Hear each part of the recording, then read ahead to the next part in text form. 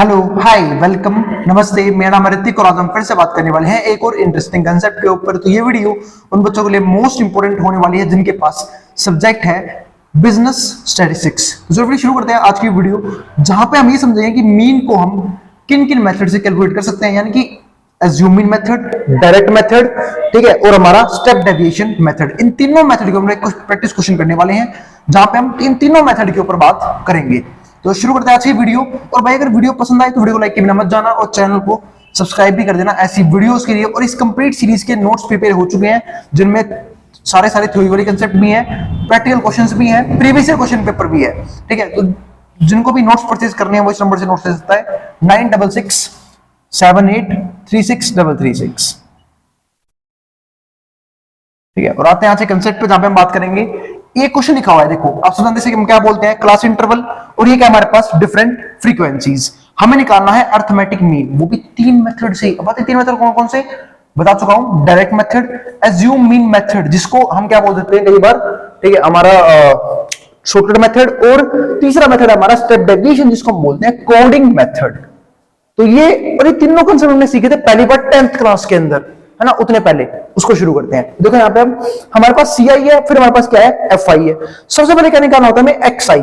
X आई का मतलब ही क्या होता है मिड वैल्यू। क्या मतलब होता है मिड वैल्यू। और ये कैसे आता है लोअर क्लास इंटरवल प्लस में upper class interval divide by 2। तो देखो ये भी दिख रहा है 0 और 10 के बीच में क्या आएगा। अब कई तो बोलते हैं भैया 0 और 10 के बीच में 5 आएगा, लेकिन कई तो इतने इंटेलिजेंट बच्चे पता नहीं कहां से आते हैं ऐसे बच्चे बोलेंगे भाई 0 और 10 के बीच में 1 भी आ सकता है, 2 भी आ सकता है, 3। उनकी बात भी सही है, लेकिन मैं पूछ रहा हूं एग्जैक्ट बीच में क्या आएगा, तो वो क्या आएगा 5।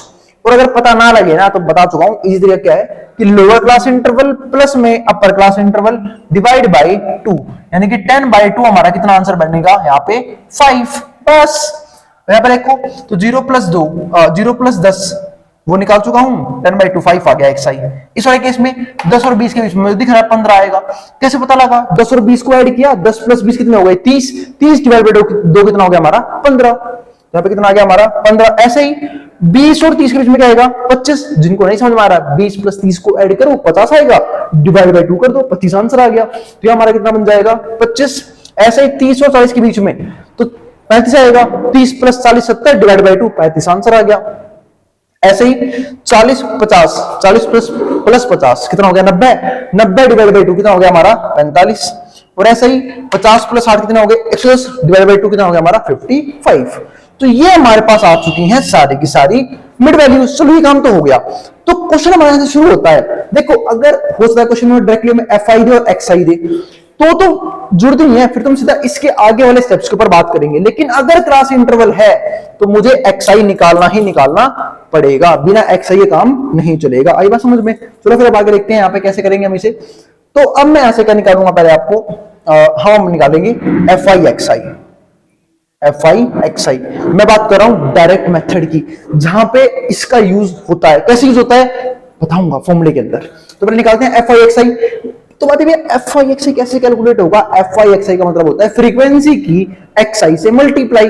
तो करो मल्टीप्लाई, तो 5 4 जा कितना हो जाएगा हमारा 20, 15 6 जा हमारा हो जाएगा 90, 20 गुना 25 हमारा कितना हो जाएगा 25 दूनी 50 500। तो यहां गया 500, 35 इंटू 10 कितना हो गया 350, और फिर 45 इंटू 7 7 पंजे 35 का 5 3 ये रहा 7 चौक 28 प्लस 3 कितना हो गया 31, 5 3 15 का 5 1 ये रहा 5 3 15 1 16 165। तो ये हमारे पास क्या आ चुके हैं एफ आई एक्स आई। ठीक है, तो जो मीन का फॉर्मूला होता है ना, मैं बात कर रहा हूं किस मेथड की, सिंपल सा मेथड, इसका नाम क्या है डायरेक्ट मेथड। तो डायरेक्ट मेथड को देखा जाए तो इसमें जो हमारा मीन है इसको हम लिखते हैं एक्स बार। इसका फॉर्मूला होता है sigma F I X I upon में सिग्मा एफ आई। अब एफ आई एक्स आई क्या है हमारा यहाँ पे निकाल चुके हैं, निकाल देते हैं सिग्मा एफ आई एक्स आई। कईयों को सिग्मा का मतलब नहीं पता होगा, सिग्मा का मतलब होता है टोटल यानी कि समेशन। सम करते हैं तो 0 5 + 5 10 का 0 1 ये रहा, 2 और 3 3 और 9 12 12 और 6 18 18 और 6 हो जाएगा हमारा 24, 24 का 4 2 ये रहा, 2 और 5 7 7 और 3 10 10 और 4 14। तो 1440 डिवाइड बाय सिग्मा एफ आई। तो एफ आई का समेशन तो 6 और 4 10 10 और 10 कितने हो गए 20, 20 का 0 2 ये रहा, 2 4 और 1 5 कितना आ गया 50। तो यहां पे आ जाएगा हमारा 50। अब जीरो से हमारा जीरो कट गया, ठीक है। अब 5 से काटते हैं इसे, 5 से मैं इसे काट लेता हूं। तो 5 के पारे में 14 तो आता नहीं है, कितना आता है 10, 10 कितने पे आता है 2 पे, 10 आया 2 पे, बच गया 4। फिर क्या हो जाएगा ये देखो 10 जब आया था, 10 आया 2 पे, 4 बच गया, फिर ये बन जाएगा जब ये डिजिट लूंगा 44। अब 44 भी नहीं आता, 5 के बारे में क्या आता है उससे कम 40, कितने पे 8 पे। उम्मीद आप लोगों को डिवाइड करना आता होगा। फिर बचेगा 4, फिर मैं 0 लूंगा, और 0 मुफ्त में नहीं आता मेरे भाई, पॉइंट लेना पड़ेगा। तो 40 कितने पे आएगा 8 पे, 28.8 ये हमारा क्या है आंसर है। वैसे आप लोगों को एग्जाम में कैलकुलेटर अलाउड है, आप कैलकुलेट कर सकते हो इसे कैलकुलेटर की हेल्प से। अब आगे समझते हैं, सॉरी। तो ये तो था हमारा FIXI यानी डायरेक्ट मेथड का एक कंसेप्ट। अब आते हैं अगले मेथड पे, जिसकी मैं बात कर रहा हूं एज्यूम मीन मेथड, जिसको हम क्या बोल सकते हैं शॉर्टकट मेथड भी बोल सकते हैं। बहुत सी बुक्स में उसका नाम शॉर्टकट मेथड भी रखा होता है। वो कैसे होता है अप्लाई, वो समझते हैं। तो उसके लिए पहले आपको निकालना पड़ेगा DI। अब बात है DI कैसे आएगा। DI का सिंपल सा फॉर्मूला होता है, वो होता है XI माइनस ए, XI माइनस ए। अब ये A क्या है, एज्यूम मीन मेथड बोला मैंने इसे। हम यहाँ पे A यानी कि अपना मीन पहले से ही एज्यूम कर लेते हैं। तो A कौन सी वैल्यू होगी, A होती है XI में। XI के पास जाओ, आपको जो सी वैल्यू A माननी है ना मान सकते हो। वैसे मेरी एक सलाह, बीच की वैल्यू को A माना करो, इजी पड़ता है क्वेश्चन करना। तो मैंने बीच के लेने की, अब बातें बीच के लिए भैया, तो 1 2 3 4 5 6 वैल्यू है, 6 में से बीच की 2 भी, तो ये भी, अरे कोई सी भी ले लो, मैंने 25 ले ली। तो जो DI होता है वो होता है XI माइनस ए, इसको मैं मान चुका हूं अपना A। अब XI में से A को माइनस करता हो जाऊंगा, तो 5 में से 25 गए माइनस 20, 15 में से 25 गए माइनस का 10, 25 में से 25 गए 0, 35 में से 25 गए 10, फिर 45 में 25 गए कितना आ गया 20, 55 में से 25 गए कितना आएगा 30। तो ये हमारे पास क्या आ गया DI। अब हम एक चीज और निकालेंगे, वो हम क्या निकालेंगे FIDI। क्यों निकालेंगे थोड़ी देर में बताऊंगा। जैसे हमने यहाँ पे FIX से निकाला था ना, हम क्या निकालेंगे FIDI। ध्यान रखना इस वाले केस में जब मैं बात कर रहा हूं एज्यूम मीन मेथड की, FIXI कोई रोल नहीं होता, यहां रोल प्ले कौन करता है FIDI। तो FIDI निकालते हैं। FIDI का मतलब क्या होता है, जैसे FIXI का क्या मतलब था कि FI की XI से मल्टीप्लाई, ऐसे ही FIDI का मतलब होता है FI की DI से मल्टीप्लाई। तो FI era 20 चौक 80 माइनस 80, ठीक है। फिर FI है 26 गुना में 26 बोल रहा हूँ, अविनाश को देता है यहाँ 6 है 6, ठीक है। वो 2 कैरी का था मेरे भाई, 6 है, तो 6 गुना में हो जाएगा 10, तो माइनस का 60। फिर 20 गुना में हमारा हो जाएगा 0, तो 0 गुना में कुछ भी हो, 0 खत्म। फिर 10 गुना में कितना है हमारा, 10 गुना में 35, कितना हो गया हमारा 350, वो भी पॉजिटिव का है, ठीक है। अरे 1 मिनट भाई, ये 10 है FI का, हमें DI से मल्टीप्लाई करनी है, तो यहाँ पे क्या आएगा 10 गुना में 10 कितना हो जाएगा 100। थोड़ा ध्यान से करना क्योंकि बीच में ये भी आ गए, अब इन्हें फिलहाल कोई काम नहीं है अब, ठीक है। 7 की मल्टीप्लाई किससे 20 से, 27 जा 140 होता है, ठीक है। और 55 गुना में 3 कितना होता है 165, तो ये हो जाएगा हमारा 165। अब देखो कुछ, अब इसका तरीका क्या है कि देखो 100 में से देखो 80 और 60 कितने होते हैं 140, माइनस का 140, माइनस के 140 से मैंने प्लस का 140 काट दिया। अब 100 और 165 कितने हो गए 265, 265 आ चुका है हमारा सिग्मा FIDI।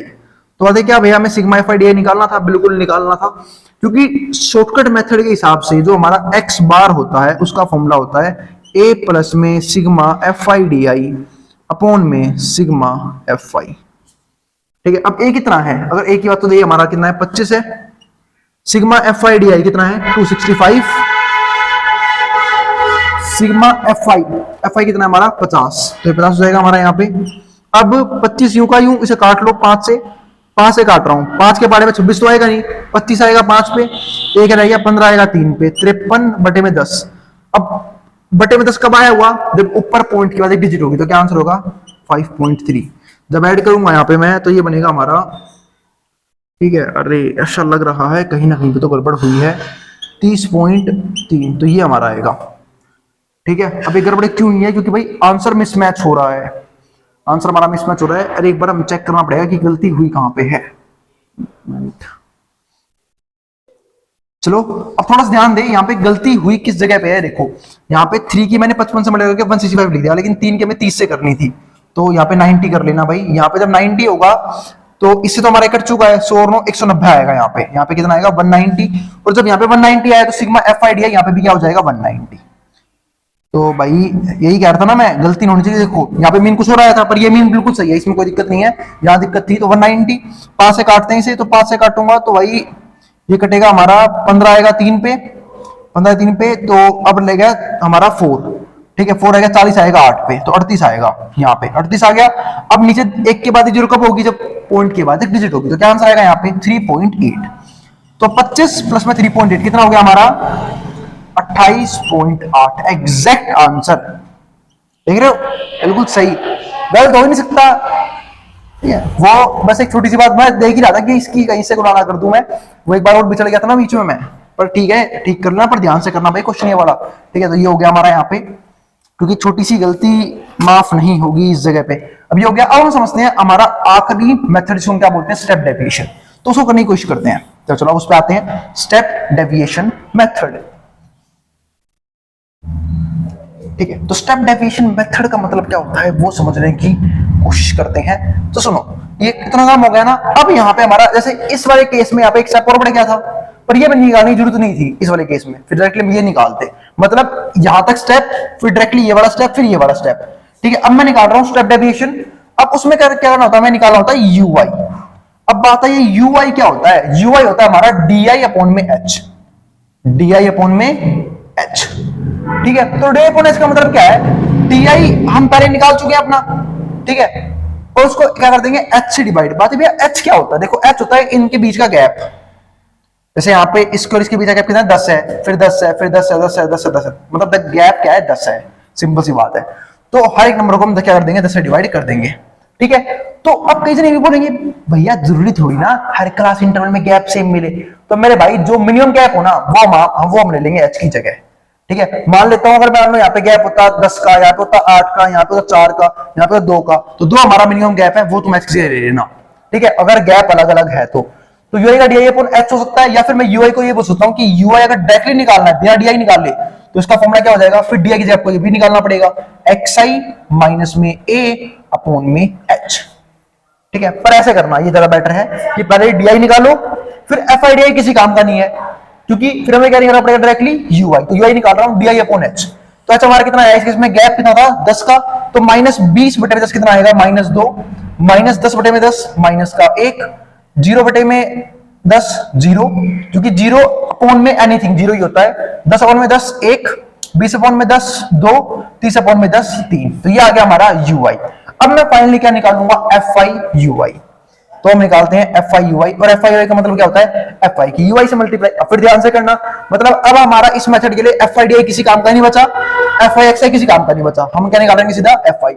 मतलब देखो मैं आपको स्टेप वाइज समझाता हूं, अगर डायरेक्ट मेथड करना हो तो इतना बड़ा पार्ट ठीक है, अगर एज्यूम इन करना है तो सीआई से एफ आई से एक्सआई, एक्सआई से फिर मैं निकालूंगा डीआई, और फिर निकालूंगा एफ आई डी आई, फिर ये हमारा किसी काम का नहीं बचेगा।